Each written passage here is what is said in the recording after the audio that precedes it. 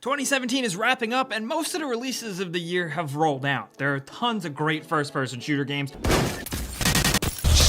But we wanted to narrow down our top 10 favorite FPS games of 2017 for you guys. Now, of course, know that these are our recommendations, and you'll probably disagree, so let us know your top 5 or top 10 in the comments too. But let's get started off with number 10, with Robo Recall. There are a lot of shooting galleries on VR platforms, but Robo Recall feels like the most fully realized one. It feels like an actual game and not just kind of like a tech demo. Popping dudes and throwing the bodies at other robots while figuring out new strategies for taking on the increasing enemy hordes is really fun. It's fun as hell. It rewards tactical approaches and actual skill shots, and it comes from Epic, so it's one of the best looking VR games to date. Seriously, it looks really good. It looks like a trailer, but it can get pretty intense after a while, so it's not just for VR newbies. You will get a little sweaty if you play for a while, but sometimes that's a good thing.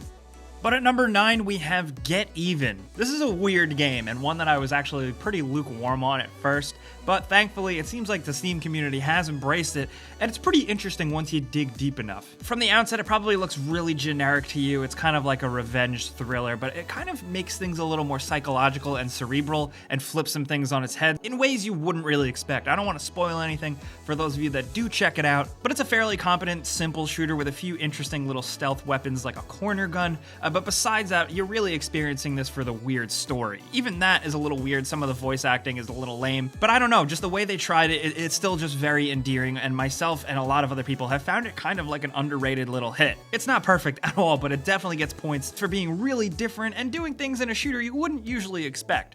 Because at number 8, we gotta talk about Star Wars Battlefront 2. Yeah, I know, we put this on the list, we argued at it for a while, but we're thinking maybe, just maybe EA fixes it and makes it better, and removes all the microtransaction stuff and reworks a progression system. At its core, the actual bones of the game is a decent, fun, casual, arcadey shooter, and we think if the stuff was removed, it would hold up pretty damn well. Now, of course, we honestly don't think you should go out and buy the game right now as it stands because, you know, EA has done some poor things with monetizing the game. But again, maybe in the future, I just want you guys to know, as a Star Wars fan and a fan of the old Battlefront games, maybe this could be good because when you just play it and you forget about all that other stuff, it's pretty decent. The first-person shooting is, like I said, arcadey, but it is tight, the movement is fast, it's fun, there's way more vehicles, way more level and map variety that make all the difference in the world from the last Battlefront game. So we're putting it on the list, but we're putting it as like a TBD. Definitely wait and see on this one down the line, but maybe just don't completely write it off just yet. Again, that's just us. At number 7, we have Resident Evil 7, a game that is technically a first-person shooter. We had some debate about whether or not we were going to put this on the list, but ultimately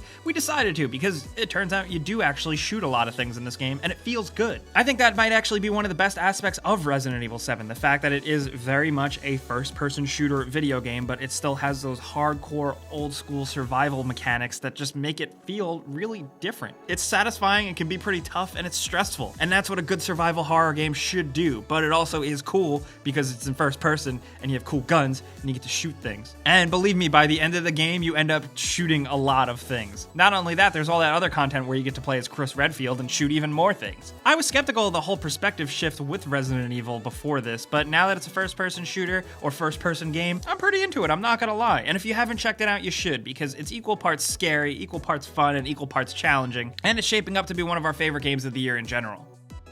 Because at number 6, we have Prey, a AAA game that is a little less conventional. It's more of like a spiritual successor to the System Shock games, and I guess like a spiritual successor to BioShock as well. It's very, very systems heavy. It's not really about running and gunning. It's more about thinking and using your brain and managing your resources. But at its core, it is a first-person shooter with some combat and with a lot of tense and scary moments. It's not the most fast-paced game, but there's still a lot of stuff going on to really keep you on your toes. It's the fact that there are mimics hiding anywhere in the game, disguised as inanimate objects ready to jump out as little creepy aliens. It is cool. It makes for a really cool experience. And if you're looking for something a bit more technical and a bit more brainy instead of just a mindless shooter with a pretty good story and presentation and a pretty solid and different ending, definitely look into Prey because it is very different and it's something else. It's been a little divisive. Some people are divided on it, but we think you should ultimately check it out. But at number 5, we have Dusk, an indie first-person shooter that is the PC gamer's game. If you grew up playing games in the 90s like Quake,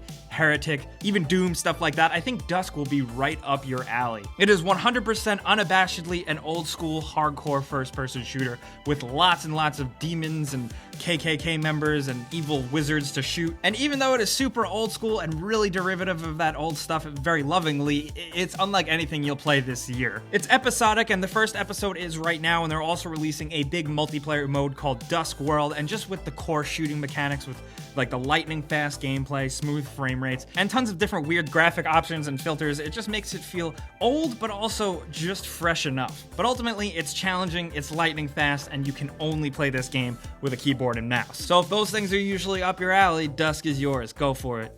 Now at number 4, we have Call of Duty World War II, a game that, the Call of Duty series usually ranks a bit higher on our list every year, just because we are such a big fan of them, even though they still get so much hate. Call of Duty World War II has left fans, longtime fans, pretty divided. Ultimately, the multiplayer is still taking foot. We're still not totally convinced, especially with the fact that headquarters is only still getting worked out, and the single-player campaign seemed to have just kind of went by the numbers. It's certainly not bad, it's pretty entertaining, and it's good for a playthrough, but it just doesn't really dazzle, especially not like Infinite Warfare's did. But nonetheless, it still is a well-crafted shooter. The Call of Duty games, that formula, that actual gameplay, the controls have not changed for years for a reason. It's solid, it plays well, it's fast, and the multiplayer is addictive still after all these years. Maybe it's still not perfect, maybe it's a little different, maybe it's not the Black Ops 3 you were hoping for, maybe the zombies doesn't totally live up to the hype, but even with all that stuff, if you turn your brain off, you will still have an absolute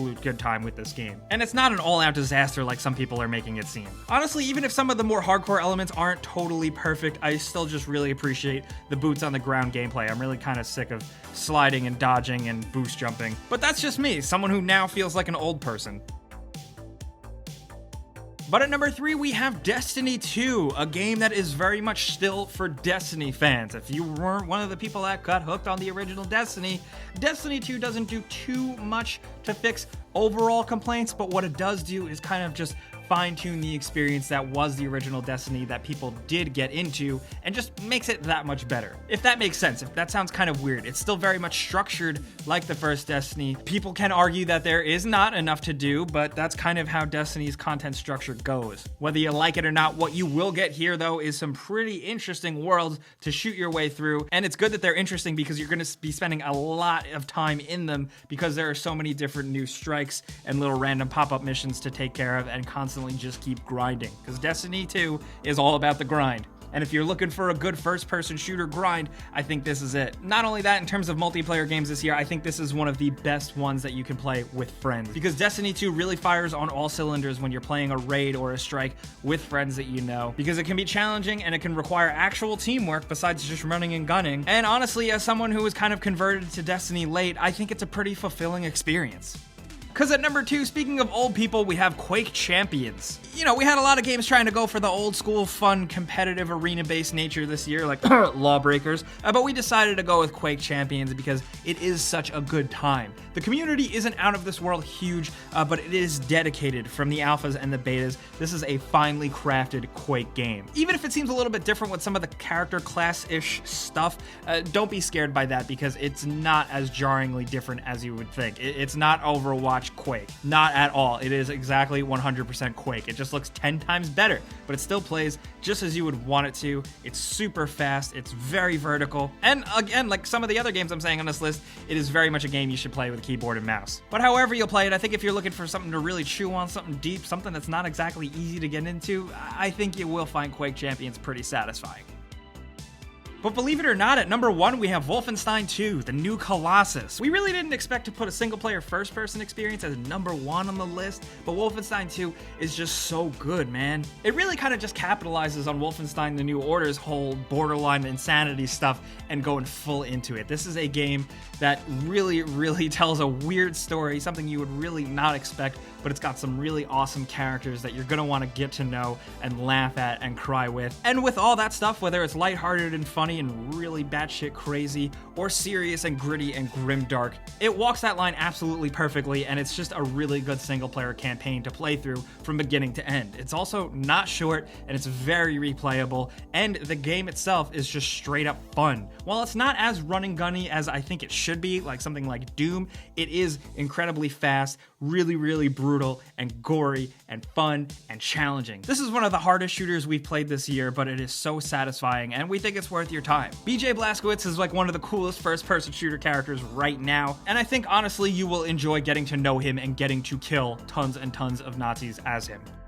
Those are our picks for first-person shooter games of 2017, but you know, now we want to hear yours down in the comments. We know you're probably going to have some different choices. What's your number one? Our number one is Wolfenstein, and we know that's crazy, but we want to hear yours. So let's talk about anything first-person shooters of 2017 down in the comments. Even if you're playing one from last year, if you're still hooked on something like Overwatch or Rainbow Six, let us know. We're looking forward to seeing what you got, but you know, coming around here and clicking the like button helps us out a ton. But if you haven't subscribed yet, you should, because we put out videos like this every single day. So as always, thanks for watching. We'll see you guys next time.